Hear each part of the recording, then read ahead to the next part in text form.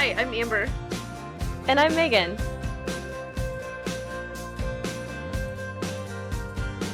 I am super excited to have a podcast. I am over the moon excited to have a podcast.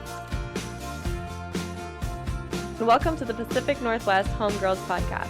We're two girls from the Pacific Northwest in very different places in life who found an unexpected friendship and partner in this crazy thing we call real estate. We believe the key to buying your first home is education, with lots of laughter and fun along the way. So listen in and join us on your home buying journey.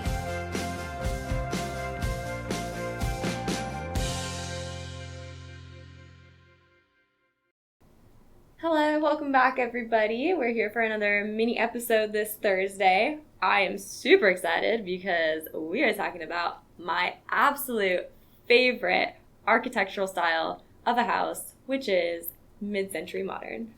This is my favorite style too, and I have loved it for longer than I knew what it was. Right? I've been attracted to that style of furniture, the features of a house, and then when I heard that it had a name, I was like, oh, that's it. That's what I want. Mid-century modern is my favorite type of furniture too. I love it so much. It's so cute. I feel like it goes with everything. It does. You can mix mid-century furniture in with a classic style, a farmhouse style. It's just so versatile. It's perfect. So we encourage all of you to love mid-century modern. Please do. So what is mid-century modern? Okay, so mid-century modern has a couple characteristics that you're going to find specific to this style of home. It has what's called flat planes and a lot of geometric styles. So a lot of times you're going to have a vaulted ceiling with some kind of paneling going all the way up the ceiling and paneling on the ceiling perhaps. I absolutely love it when there is wood paneling on the ceiling. I think it gives such a cool accent and definition to the ceiling. And, I just love it. There's so many options. You can leave it wood colored, you can stain it darker, you can paint it white. Once you paint it, you're stuck with it, but that's okay. But it's so much more fun than just a boring, plain white ceiling. So a lot of the mid-century modern houses have flat roofs. That's not something that's common here for mid-century Pacific Northwest houses. Because it rains all of the time. We live in Western Washington where it's rainy 366 days a year. Not really, but it does rain a lot. So while in the Midwest and other parts of the country, you're going to find more flat roofs with mid-century modern houses, here in the Pacific Northwest, you're going to have really angled roofs, and they may not meet in a traditional point on a house. It's going to be a little off.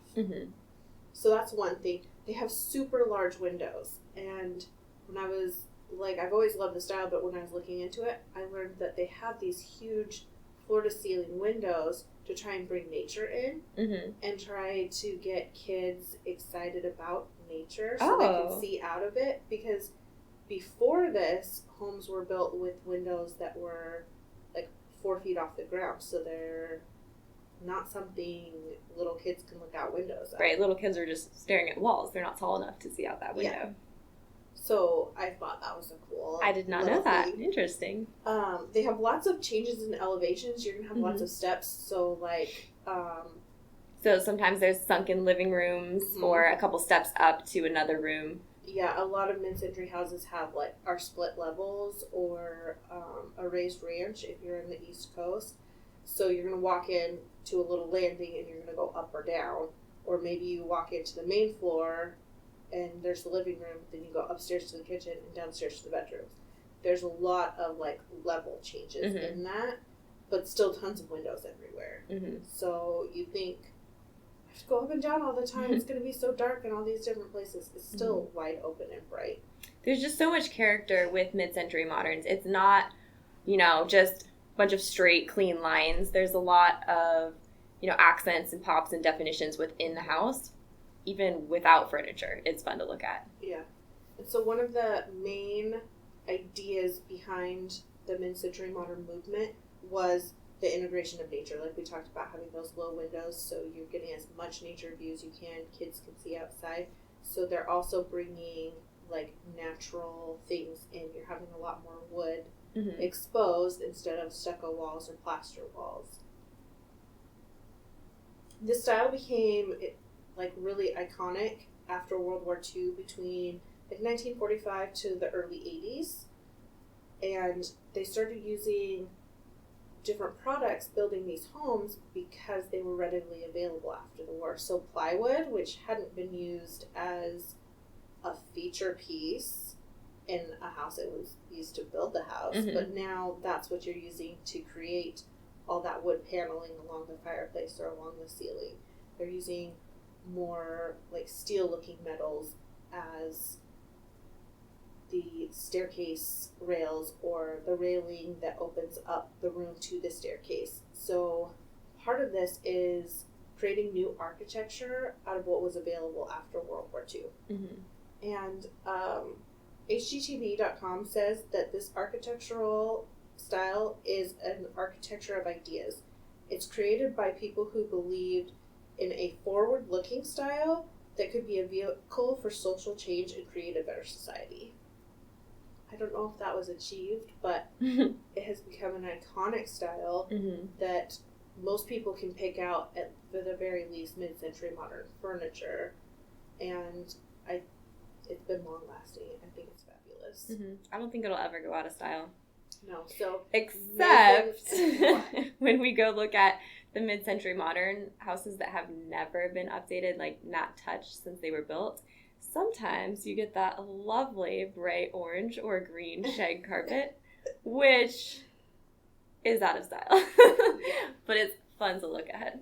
I think the colors themselves are actually coming in, that burnt orange and olive green are coming back in. But I don't think orange and green shag carpet is I think shag carpet is gone and should never come back. Agreed. But when we do Friday home tours, we always try and find mid-century homes and get in them. So we have tons of pictures of those on our Instagram feeds. And in our Save Stories, you can check out like all the different features. A lot of them are fireplaces because they have fabulous fireplaces. They do. Everything about mid-century modern is great. Yeah, pretty much. So just love mid-century modern like we do. Let's buy all the mid-century modern houses. So if you have any questions about architectural styles, in real estate in general, or want to know something about Megan and I, reach out to us. Leave us a comment on your favorite podcast app. You can reach us at amberbowles.com, meganharn.com, and on Instagram and Amber L. Bowles Realty and Megan Harn Real Estate.